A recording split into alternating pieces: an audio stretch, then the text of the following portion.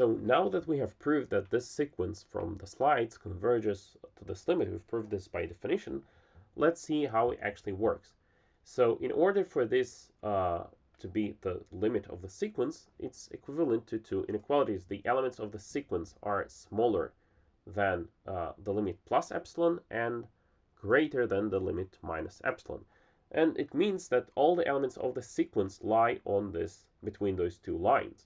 So it's like two inequalities that need to be solved. And if this is the limit, then it means that for every epsilon, as small as we please, this system of two inequalities is solvable.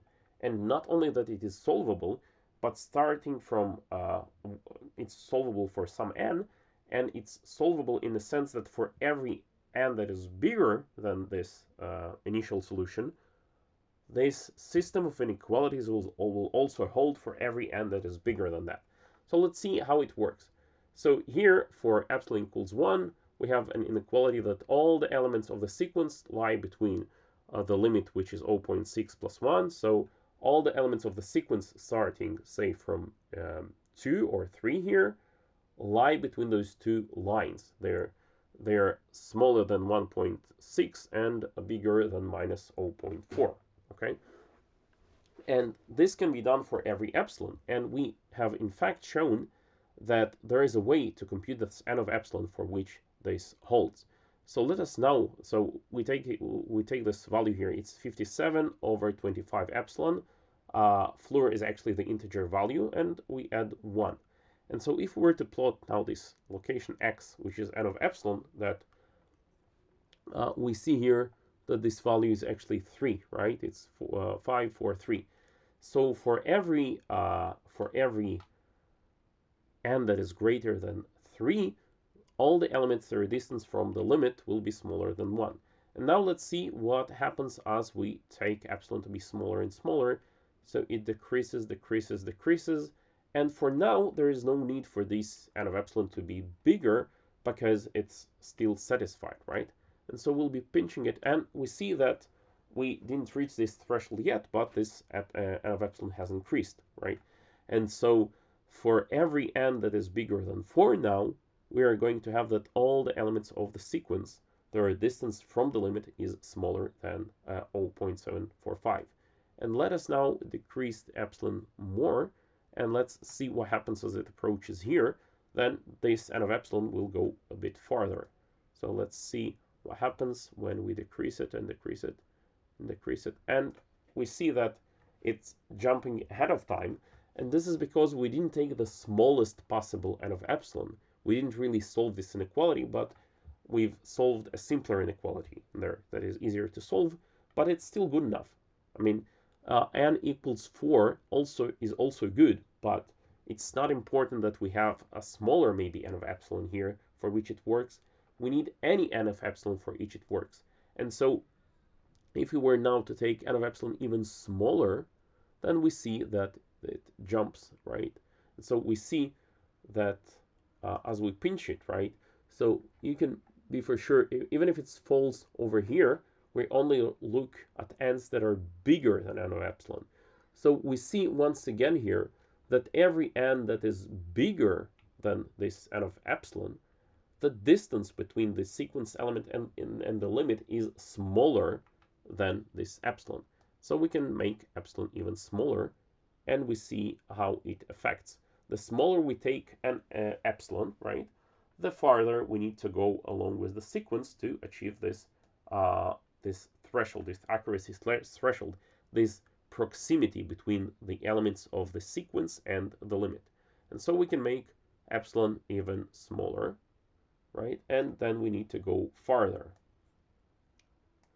right? And so we see, for example, that for epsilon equals 0.025, it is enough to take n of epsilon to be 92.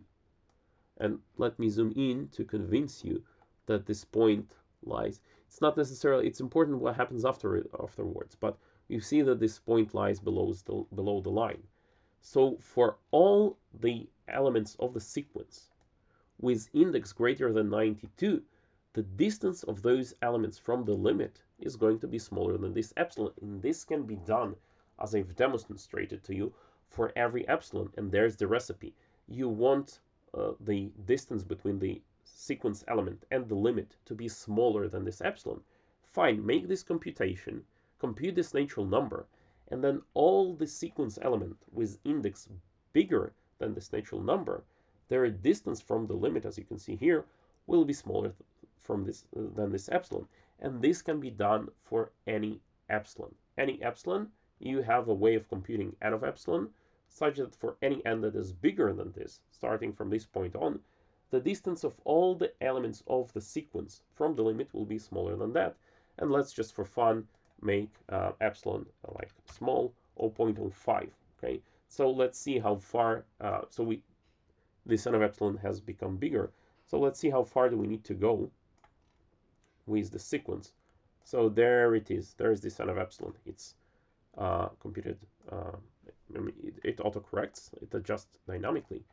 So we see here that if we zoom in, if we actually zoom in over here, yeah, we see that this sequence element and all consecutive sequence elements fall between those lines, which means that their distance from the limit is as desired. And so if you have doubts about this point, let me convince you by zooming in, actually showing that it's drawing it. It's just plotting that it plots a fat point, but in fact this point is below this threshold. So it holds, and it works for absolutely every epsilon. For every epsilon, we have this n of epsilon. And finally, let's see what happens for epsilon 0.1. Let's see if still with the 10,000 elements, if we can achieve this. Maybe this is too much to ask for, but let's zoom out. No, that's okay. That's okay.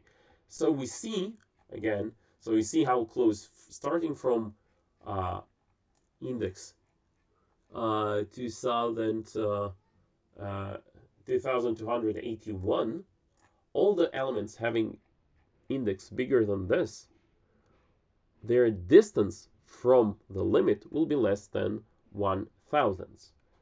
Okay, so I hope that this was convincing enough, because from my experience, students are having a hard time of understanding this definition, which is quite abstract, and with this epsilon and n of epsilon, and what does it all means. So hopefully now it has become clear enough. So we see that all the elements starting from this threshold over here, their distance from the limit will be smaller than this. And this can be done for any epsilon. For any epsilon, we have this place, and we know how far enough we need to go, so that starting from this place, the distance of all the elements of the sequence from the limit will be smaller than epsilon. And this is the essence of the definition of the limit of a sequence and a convergence of a sequence to a limit.